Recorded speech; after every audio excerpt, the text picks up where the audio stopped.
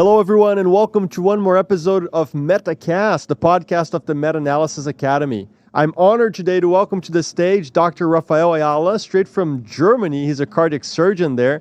He's come here to Boston for a conference, and he's going to share with us his incredible journey as a cardiac surgeon, as a foreign graduate. He's from the country of El Salvador. Right. And he's also going to talk about his research experience, career, making it into residency in Germany, and so many relevant topics that may help you in your own career. So before I go on any further, Rafael, thank you so much for joining me. We've known each other for a couple of years now, probably, and it's an honor for me to meet you in person finally, and then also to hear and share your story here on MetaCast. Right. Thank you, Randerson, for the invitation. It's an honor for me to first finally get to shake your hand.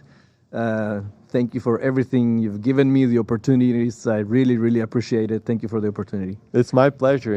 Your story is so inspiring. You guys are going to hear all about that today. Before I start asking Rafael questions, just a few important announcements. As you know, MetaCast and the Meta-Analysis Academy are not affiliated with the institutions where I work here in Boston, where Rafael works in Stuttgart, Germany. The opinions here are exclusively our own.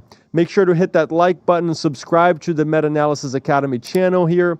And also share this with your friends so they can also learn incredible career trajectories. We're going to talk about research and the Meta-Analysis Academy. Remember, if you ever want to learn how to do impactful research, make sure to join our wait list. The link will be below here in the video. So, Rafael, let's do this back from your upbringing. Where'd you grow up, and what was it like, growing up, and why'd you decide to go to med school? Did you think of being a surgeon when you were a kid? I get this question a lot, and it's been quite a journey. I think if I have planned it this way, it would never come out this way. So, I was born and raised in El Salvador. It's been a pretty popular country in the last couple of days. Yeah. We could do a podcast just on that. Right, but just hours long about it. So I was born and raised there, had a normal upbringing, working class family. And I think I was a little biased because both my parents are doctors. Nice. Mom was a pathologist. Dad was a colorectal surgeon. Very cool. So I always got to go and play with mom's instruments at her lab and go to my dad's. So when I was 15, Dad looked me in the eyes and said, "Okay, let's see if you're made for this." Wow. So he brought me, and I got to help him in a hemicolectomy. Wow, you went to the OR. I went to the OR, I washed up, and I helped him. And It was right on that moment where I said, okay, this is what I want to do the rest of my life. I want to do surgeries. That's incredible. Incredible. So one thing led to the other. Trial by fire. Yeah, right. So he said, if you don't faint in your first surgery, then you're made out for this. So it just lighted my fire. And one thing led to the other, and then I told him, "Hey, I want to be a surgeon." And he said, "Well, first, you're gonna have to go through fire. You have to go to med school, and after med school, you have to do residency." And I was like, "Oh no, I just want to go directly to surgery." So the future surgeons in the audience will relate. It's very long training. Right. It's long, but let me tell you, it's worth the while. It's really worth the while. Nice. So, and then you went to medical school in El Salvador. Right. I went to med school in El Salvador, 8 years long.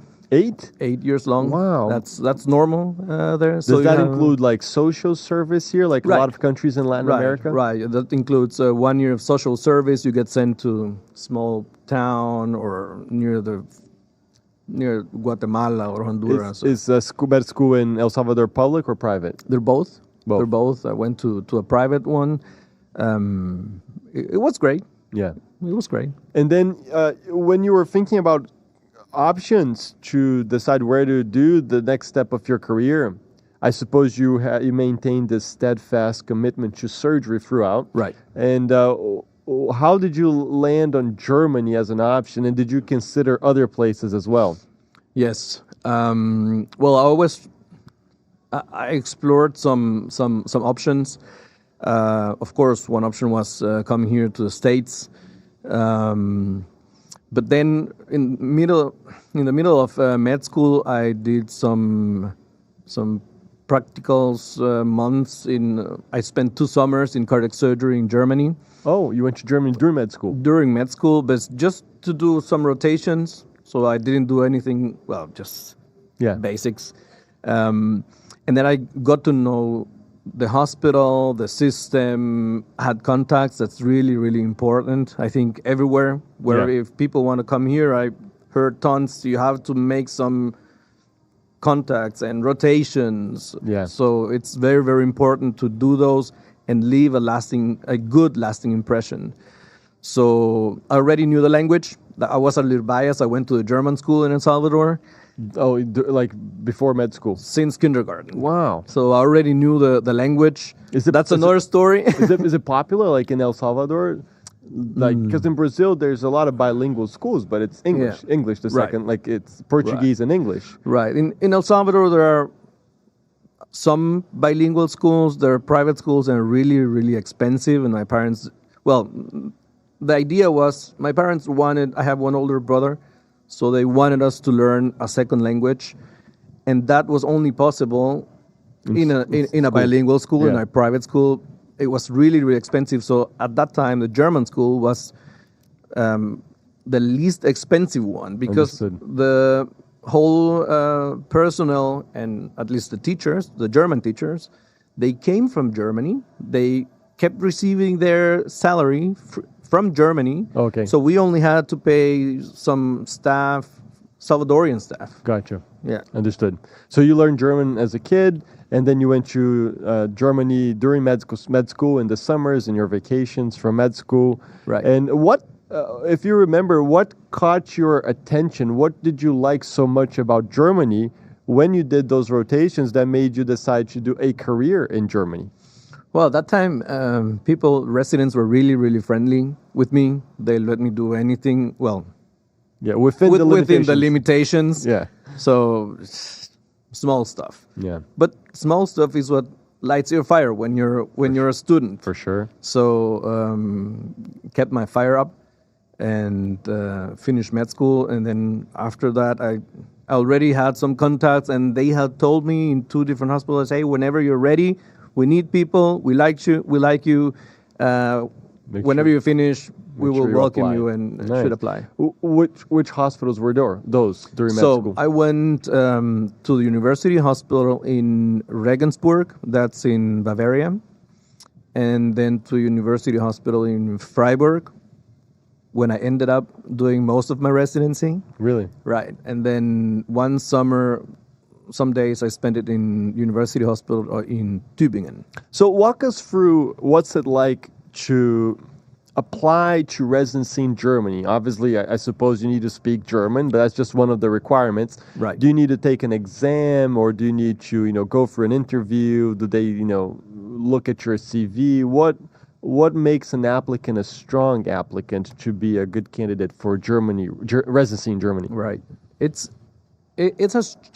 changed something over the last 11 years that have been in Germany.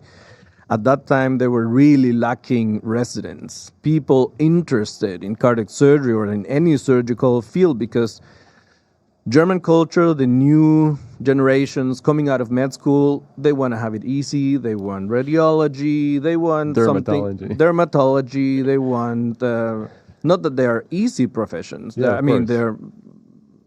but they want to stand 8 hours long or the whole day in surgery. Yeah. And they saw me. I was motivated. I spoke the language. Yeah.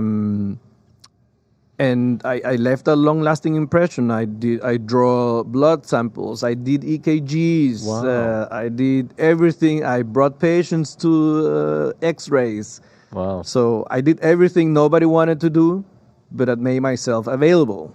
And that's what maybe that caught Chief's eye. That made you stand out. Yeah.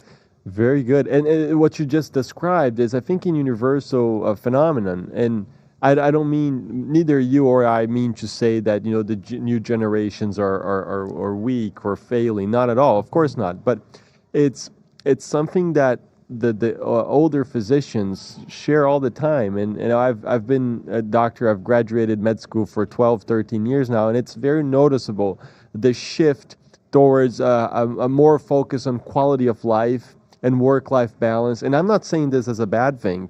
You know, certain fields like cardiac surgery, neurosurgery, they're extremely demanding. And I think people do need to take this into account, just how much they're willing to give up for that dream of becoming a surgeon and so forth. Right. But I think more and more people are less willing to, you know, work the 100-hour weeks, you know, that, and again, I'm not criticizing that. I'm just stating it as a fact that people are less likely, less prone to paying that price. Right.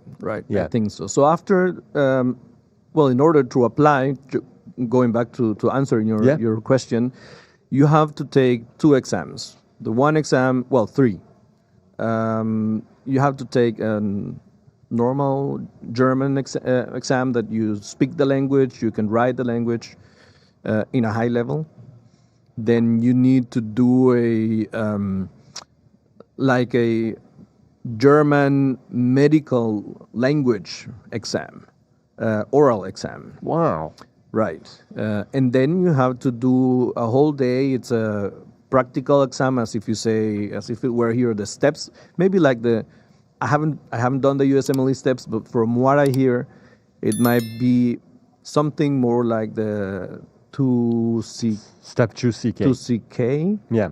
So So basically, CKCS, like a mix. yes, so they would test you on internal medicine, surgery, OBGYN, pediatrics, like Right. general medical knowledge. Right. But you get a patient at Oh. 8 a.m., so you go to a normal ward. Oh, so it's not a multiple choice No, exam. no. It's a practical exam with real patients. Yeah. So you go to an attending, for example, my boss does that. I do that also. Now I'm on the other side. I get to do You're an those examiner. exams. I'm an examiner right now. So I come, I give the candidate a patient in the cardiac surgical in cardiology ward, and I tell him, okay, here's your patient. You have to talk to him about why he's here and his illness, and then you have to do an exam, a physical exam, and they get about 3 to 4 hours to do all that, and then it gets to the practical part where we do rounds with them, they present the case, and then we ask them, okay, do this or this or that.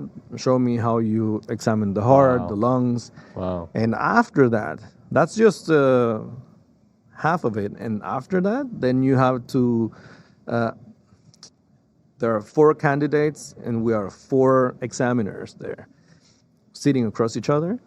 And then you get asked any question that comes into your mind. Wow. And do the German med students or doctors, when they graduate, do they also have to go through the same process, or Right. this is just for? No, Okay. it's the same. Wow. It's the same. That's really intense because, like, you're saying 4 applicants for examiners. That's like a 1-1 thing, right? You have 1 interviewer. Right. You have the 4 examiners get to do 3 rounds with Wow. with That's each intense. with each candidate. That's intense. And these 3 exams that you said, are they a pass-fail exam, or do they give you a score? Pass fail. Pass-fail.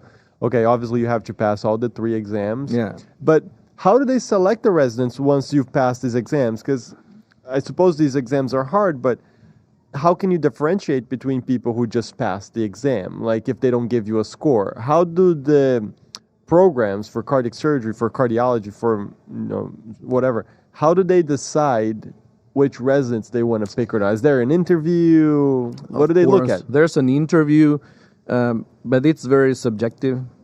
Ah. It's nothing written, I see. and it depends on the chief. It So- depends what qualities he sees on the candidate. Okay. And depending, is he motivated enough? Wow. Research is also a big Important. topic. Are you doing a doctoral thesis?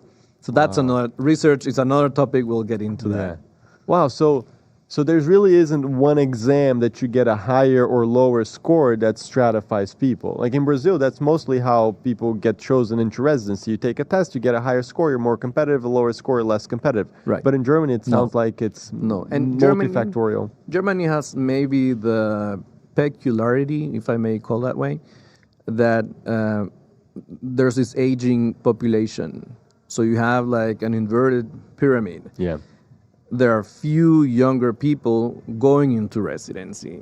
So that's why I don't want to say it's easier to go into residency in Germany, because if you don't speak German, Right. it might be very difficult for you. But once you get the language done, if you do it, if you speak the language, you don't have to pass 8 hours, step one, and Yeah. so it's challenging, but maybe another kind of challenge. Gotcha. No, that's really interesting. And then, so you did all that, and then you got selected or chosen into cardiac surgery. Which hospital in Germany did you do I your was residency? at University Hospital in Freiburg. Freiburg. Yes. Okay. And how long is cardiac surgery residency in Germany? I asked Rafael that before we started, and he said too long. Yeah. Well, the formal requirement to apply for the specialty exam is at least 6 years. 6. 6 years. It might be like integrated 6 program here. Yeah, you go straight in the into state. cardiac surgery. You go straight. You don't have to do. General surgery. Nobody has to do general surgery in Germany. I think from about 10, 15 years ago they changed the law. Okay. Yeah, at least 6 years. But then it's not like, okay, I endured the 6 years of hell and now I'm a cardiac surgeon. No. There's a quality filter. You have to show your operations catalog. You have to do so many cabbages. Oh, you have to record all of these. You have to present your operating reports. So nobody gets to hey, I'm a cardiac surgeon Just because you endured. No, Yeah. no, you have to show that you can do the surgeries. And when you're at the end of it depends, but at my own university hospital, the chief went and scrubbed in with you when you were about to finish your catalog. He was saying, okay, is he ready to present the exam or not? And if you weren't ready, even if you have The logs. the logs, you still had to do so. more. Yeah. Wow. So it's very subjective, but there's a quality filter. That's incredible. Yeah. So I took 8 years. It took me 8 years and a half. And that's average, you were telling me. That's right? average. Most people do it in 9 to 12. Wow. Yeah. That's a long time. Yeah. It's peculiar because, in cardiology, you have the EKGs, you have the echoes, you have these old rotations that you need to do. But it doesn't matter if the patient is old. I mean, the patients are getting sicker, the older, the sicker. But the surgeries are getting more difficult. Yeah. You don't get to do most. For example, my first surgery was an aortic valve replacement. The one I did it on, the patient I did it on was a 47-year-old guy with a bicuspid aortic valve. So nothing much. Normal ejection fraction, no coronary artery Low disease, so low risk. But now, it's, the average guy, 70 years old, it's getting a TAVR. Yeah. So it's more difficult to get your AVR cases Yeah. because people are getting TAVR. Yeah. So It's challenging.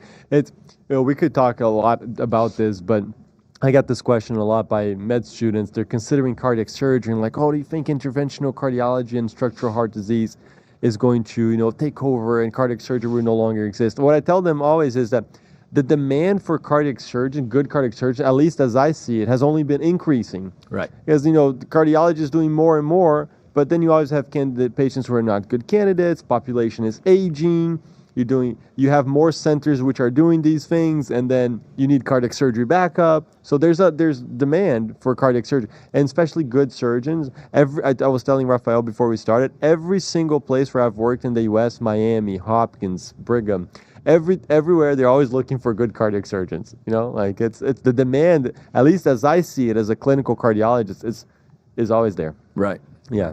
And I'm sure you've seen this where your skills are in demand, so people want good cardiac surgeons. Yeah.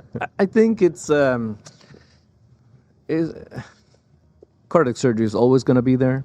Yeah. It's always going to be there. Yeah. But the population is changing. You're the saying population is changing. High risk. It's getting trickier you still, TAVR still gets endocarditis. So Right. you still need good, very skilled cardiac surgeons who can take out the whole stent where the TAVR Yeah. is in the middle of calcium and infection and abscess, annular abscess. So you still need cardiac surgeons. Yeah. You need cardiac surgeons for this non-high syntax patients, coronary patients. True. Yeah. You need Yeah. you need it for aortic surgery. For sure. No, absolutely. Yeah, like I said, we're always going to need great cardiac surgeons.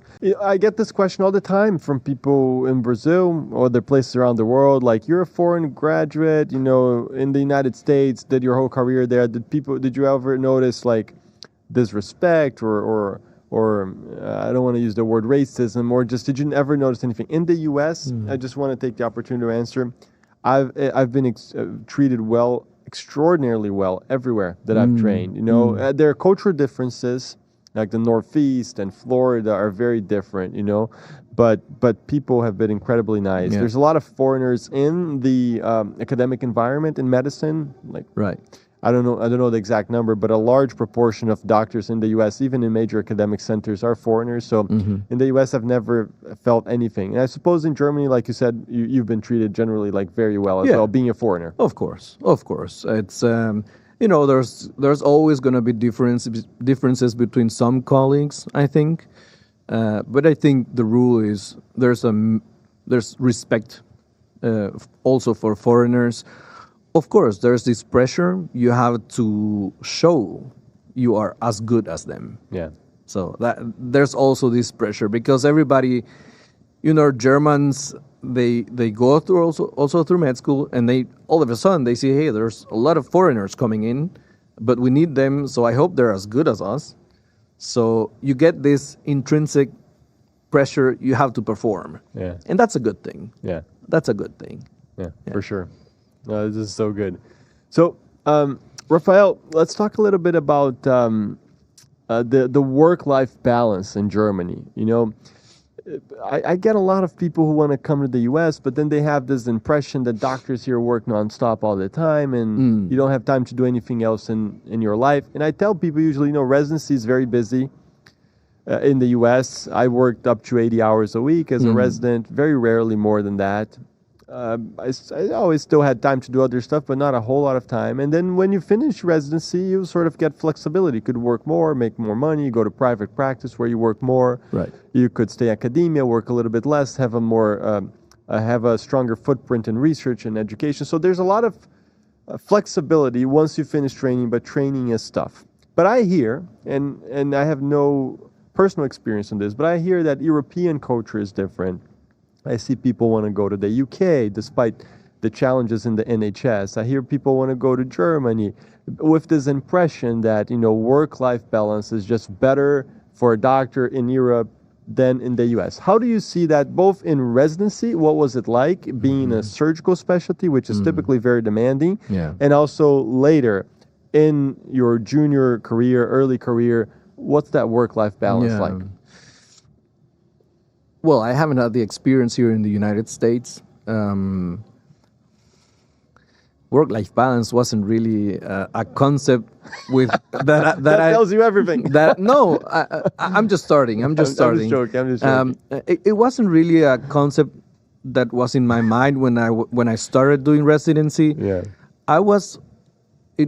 My motivation was I have to spend as much. I would love to. That was my wish, my personal wish. I don't know how any other residents went into residency, but my wish was I want to be as much time with the patient in the OR, in the ICU, on the ward, so I can be better. Right. There's no way, and I think that's one principle, and I got it from my parents. They told my dad, he's a surgeon also, and they both told me, you're not going to learn. Of course, you have to read articles and your books and stuff, but you're going to learn with the patient. You're going to learn to operate with the patient. You're going to learn ICU in the ICU. Of course, some rules, basic rules in Germany, you're not allowed to work over 24 hours continuously. If you work, and after a 24-hour shift, it's mandatory 24-hour pause between a new shift. So that's a golden rule. You're not allowed to work over 24 hours. The other rule is if you work more than 12 hours continuously, you need an 11-hour pause. So if I work from 7 to 7, then I'm not allowed to come at 7 a.m. or before 7 a.m., sorry. So I need at least 11-hour pause. Vacations, I think it's better. In Germany, you get 6 weeks. That's nice. 6 weeks vacations as a resident, or as an attending, whatever. Everybody in Germany gets at least 6 week vacation. Monday through Friday, not calendar. That's good. Yeah, it's. I think. There's the big. I think, of course, work-life balance is it's an important concept. I think you need to take care of yourself, in order to take care of others. Yeah. You cannot forget about you, because then you're gonna start underperforming. Right. Burnout and right. Yeah. You have to do something for your body, for your mind, for your soul. You have your family. Spiritually, it's a big topic also, but there's no way around it. And I don't think it's only for cardiac surgery. Every specialty in medicine, you need to put in the work. You have to put in the hours. Yeah. You're not gonna learn on the beach. You're gonna learn with the patient. Yeah. Right. This is such incredible advice and valuable advice. There's certainly a lot of younger folks watching us, and like we were talking earlier about this, how there is a more and more focus on work-life balance, and I think what you've just described is the perfect mentality. It's like you don't want to push it to the limit where you're burnt out, not sleeping, not taking care of yourself, and working 120 hours a week. Like we know in the past, many places around the world, this used to be a reality, and even today in some places. But also, the focus has to be on learning and spending time in the hospital, spending time in the operating room with the patient. I think this is great advice. This is how people should go into residency. Right. It sounds like you worked a lot, but also that you didn't feel like you were burnt out or you couldn't do other things in life. If I had to do it all over again, 1,000%, I would do it all over again. I loved it. I loved my residency. I got so much hands-on experience, and also so many connections. I'm not the same person that before residence. So I loved it. I wouldn't have done it any other way.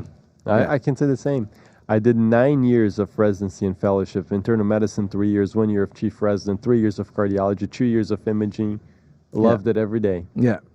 I think it's my advice to younger generations is choose a specialty where you have fun, where you wake up every day and you want to go and work in that specialty.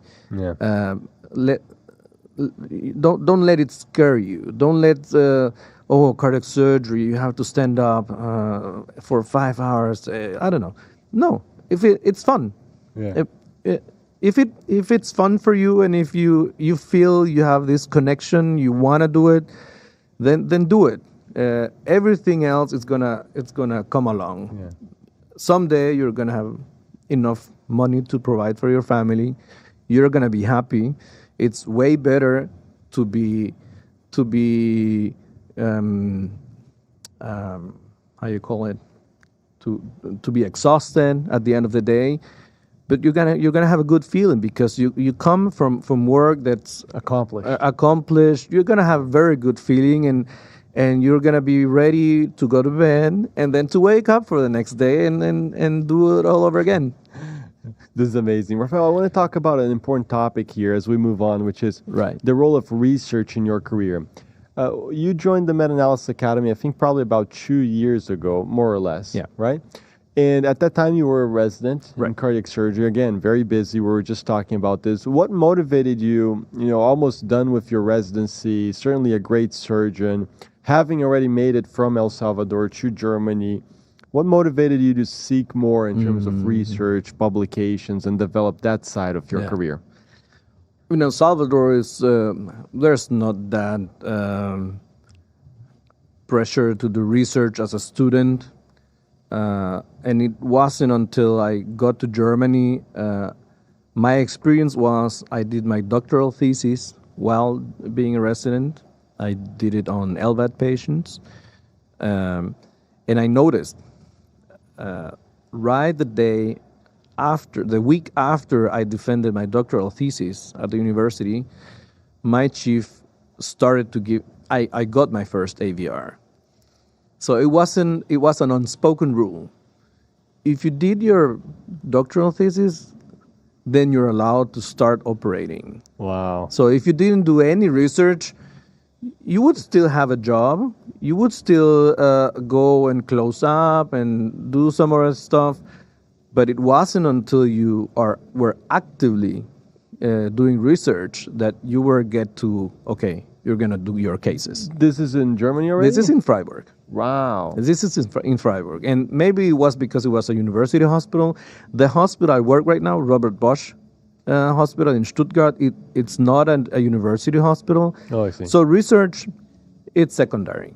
And I know colleagues that are very good surgeons that did residency just 6 years, no doctoral thesis, no research, and they are great Surgeons. operators. Right. They're great operators. I like to do that. I love to do that to highlight that difference. Yeah. They're great persons, great people. But at university hospital, you have to do research. If you don't get to operate. Yeah, you're a second class. Right. So you joined the Meta-Analysis Academy as a surgeon. I mean, you were super busy. And what drew you to meta-analysis? Why pick meta-analysis as a research method, and then share some of your results in these years? It's the motivation of doing research was there. After my doctoral thesis, I went to my doctoral godfather, we call it in Germany, and hey, I want to do more. Please give me something. And he was the second before the boss, so he didn't have any time. Then I went to other faculty, and I hear this story over and over again. Everybody tells you, "Oh, right, yes, I'm going to call you." The call never comes. And then you start doing, maybe this case report, and it doesn't get accepted. Yeah. And you're or trying. There's no value too. Like you do a case report and there's little value. Right. So, and I saw this good friend of mine. He's now the second after the boss in Freiburg right now, and he started residency just 1 year before me. Okay. But this guy, hey, he was a rocket doing research. He does aortic research. I love it, Max Kreibich. I love you. He's great. The whole team in Freiburg are great, and I wanted to do research, but I didn't have any open opportunity. I was praying with my wife. We wanted to do research. Please, I even considered pausing residency. Oh. And maybe do some research fellowship here in the States. And I was right in the middle of this small crisis. What do I do? Should I stop operating and go into the research, because research is so important? Time consuming, true. And then I saw in LinkedIn, I saw a post from Amanda Godoy. Amanda, I love you too. Thank you. Got used to change my life with Meta-Analysis Academy. And then I chatted with her some stuff, and I didn't believe it. It's not possible. You cannot have an idea and publish 6 weeks later. I didn't believe it. And she told me, Rafael, it's possible. Do it. Okay, so I did it. I did the course. Amazing. I learned it. And then I got selected for an expert group in cardiac surgery. And everybody was struggling with, okay, should I have an idea or should I don't have an idea? And then I came up with my former boss in this new hospital about patients with ischemic cardiomyopathy who were appointed for a CABG, bad ejection fraction, 30%. And a lot of people in Germany or in Europe, there was this concept, levosimendan. It's a calcium sensitizer. I think it's not FDA approved. Right, we don't use it here. Well, we're missing out, maybe. Yeah, you're missing out. Yeah. So my former boss was, it doesn't work. It's just orange juice because it's yellow. It's just orange juice. It doesn't work. And there were some other folks who were, no, they're really good. Patients are really good with levosimendan. I was like, okay, let's look into this. Let's look into it. If there's controversy, there may be an idea for meta-analysis. That's the best situation where you can get your ideas off. So I looked into it. There were some RCTs, some randomized control trials. But everybody was just evaluating either mitrals or aortic valves with bad ejection fraction. And I noticed that all these RCTs had subgroup analysis, but there wasn't any meta-analysis published on only this patient population of ischemic heart disease. So that was the idea. I submitted the idea to Prospero. We talked it over in the research group, and everybody was, hey, it's doable. Let's do the triage and everything. It was viable, and all of a sudden, I had a viable idea. And you published it. And I published. Thank you for the whole team. It was great. Douglas Mesadri. Yeah. It's a fantastic guy, my friend. I love you too. He helped me a lot. I published in the Journal of Cardiothoracic and Vascular Anesthesia, impact factor 2.8 at that time. It's a good impact factor for cardiac surgery. For cardiac surgery, it's very good.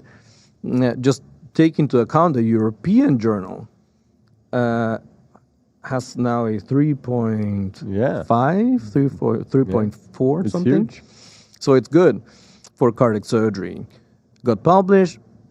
My first, I did some other papers as a first author, but were retrospective and never a meta-analysis. And I was so impressed because I had my idea in August, and I submitted in December.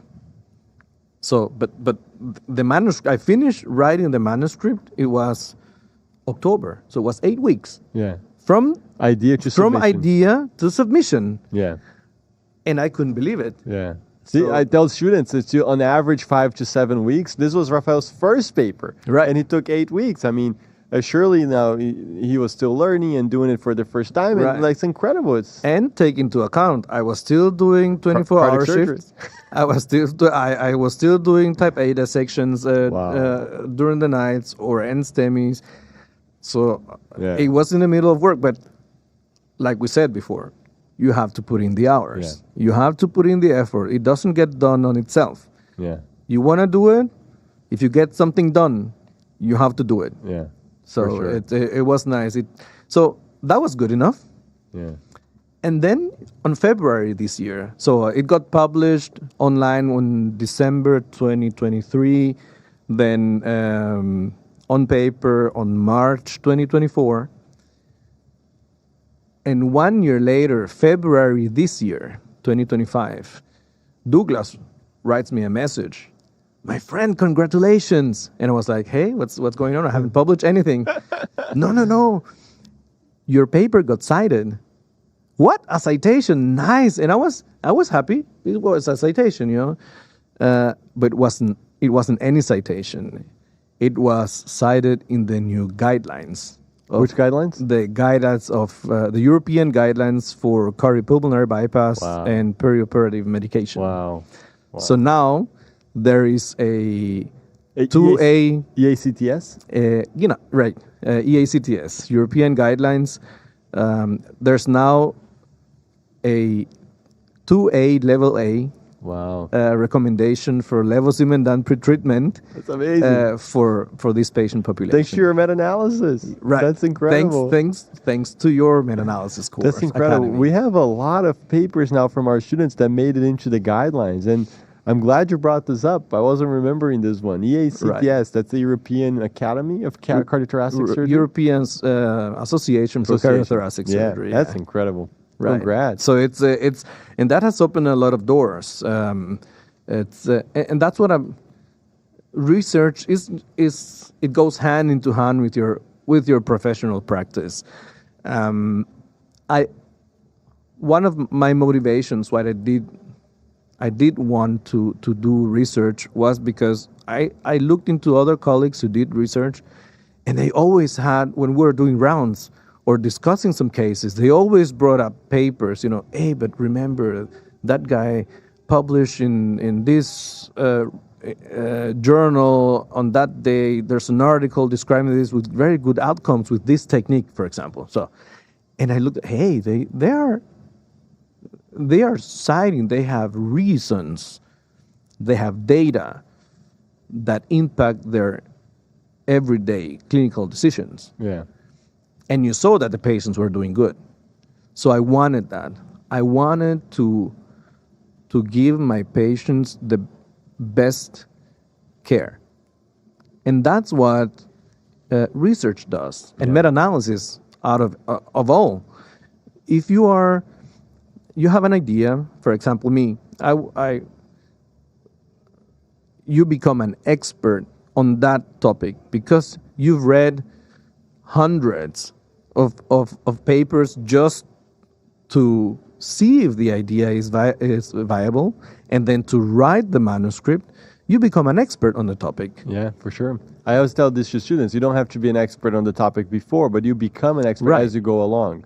Right. You learn so much about these topics. And the other point I want to highlight is, with this example of the paper that made it into the guidelines, is that it's meaningful research. It's impactful. Everyone's seen the meta-analysis at the top of the pyramid of evidence, but people don't actually grasp what that means until you see a case like this, where there's a good meta-analysis published in a great journal. It helps Rafael's CV and career, his co-author Shu, but it also helps patients. It helps the literature. It changes a recommendation from something you shouldn't do to something that may be considered a Class 2A recommendation. So it really impacts patient care. Right. So not only your patients, because you had the feeling it was good. Yeah. So now it's science. It's published science, and now it's also a recommendation from a higher society. You should do it. So now this whole patient population in all of Europe, so every cardiac surgeon, every cardiologist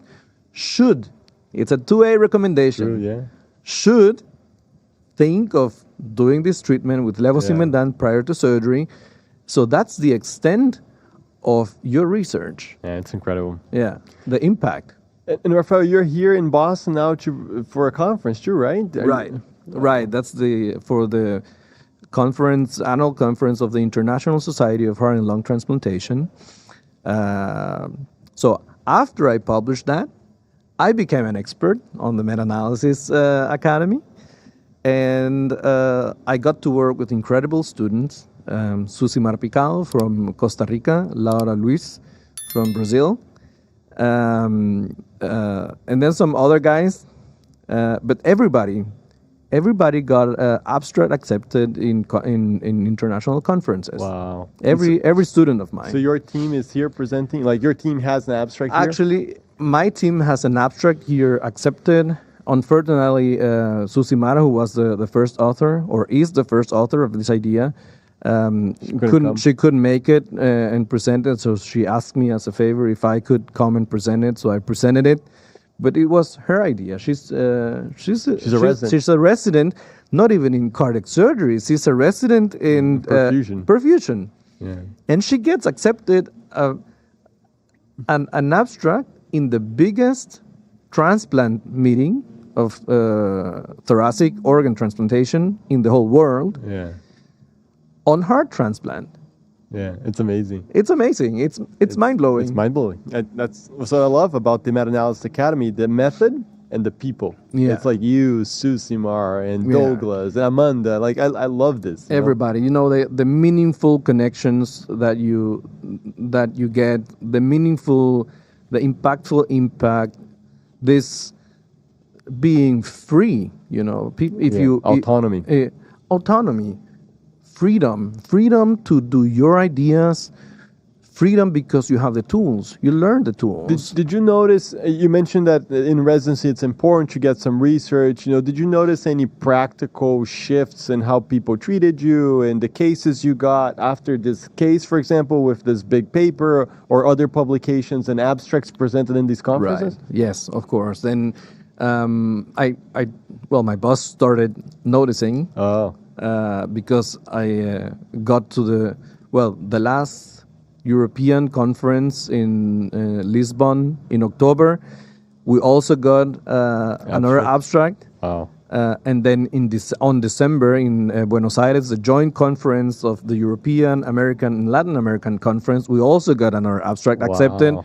And all of a sudden, my boss was, "Hey, why are you asking to have 3 days for conferences? I've never known you've done research." And I was, "Well, I do now."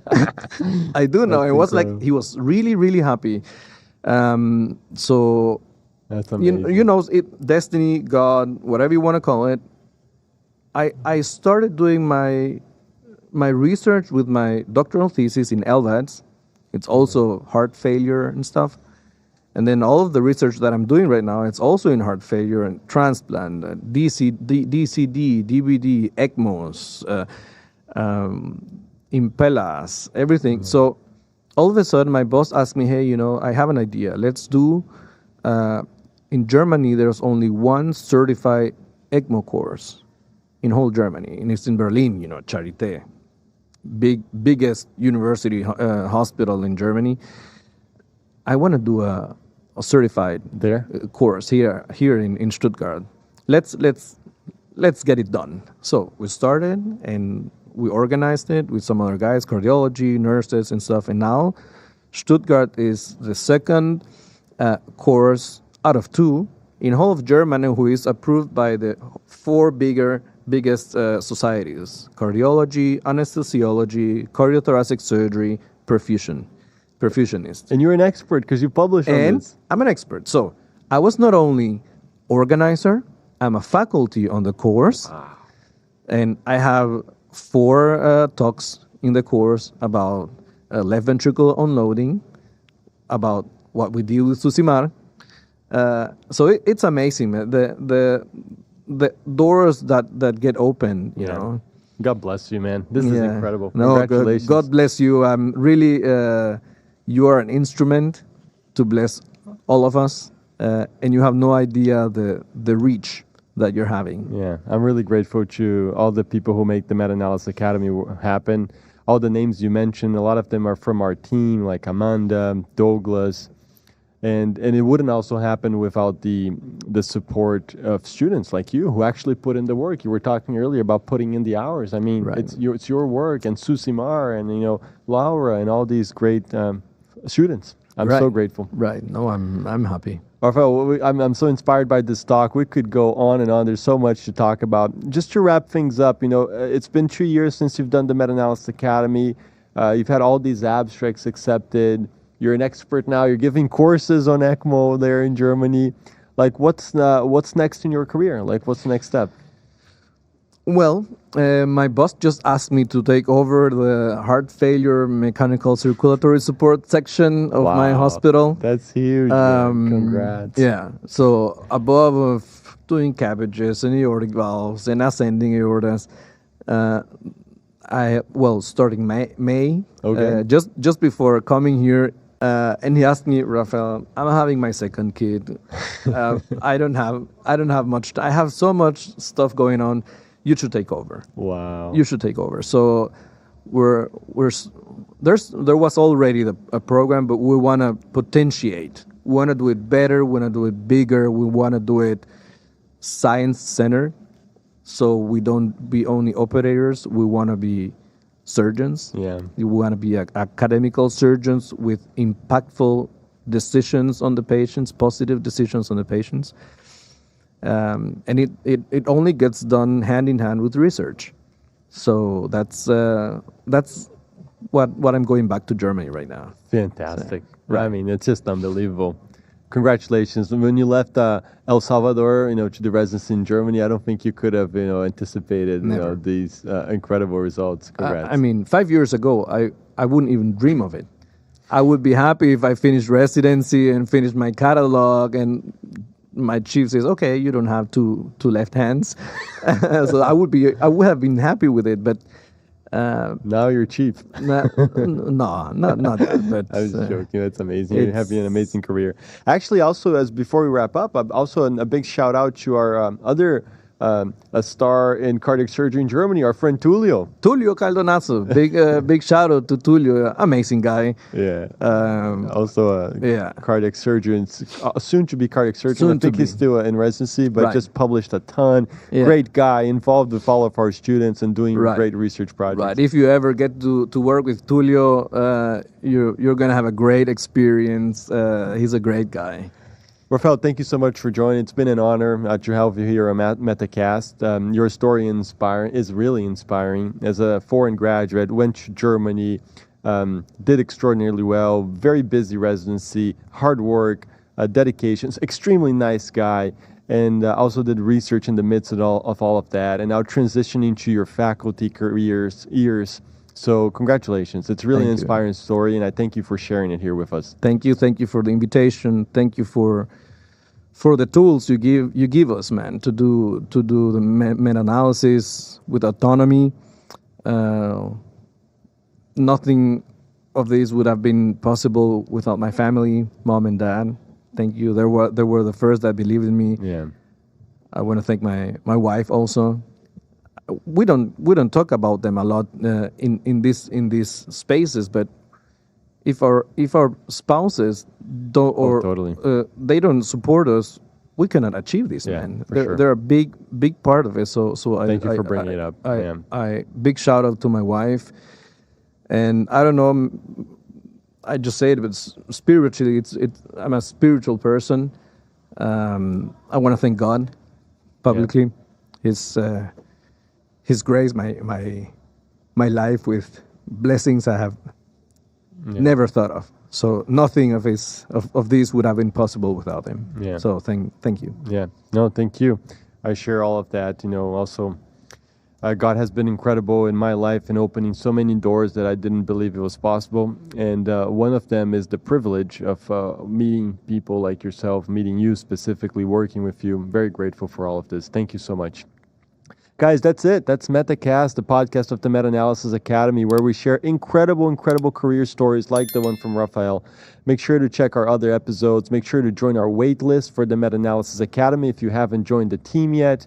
I hope this story will inspire you to also do great things in your career. Send me some feedback. Send me a message on how this helped you. It really drives us to keep moving this forward. Rafael, thank you again one more time. Thank you. Good to have you here with us on podcast of the Meta-Analysis Academy on MetaCast. See you on next time.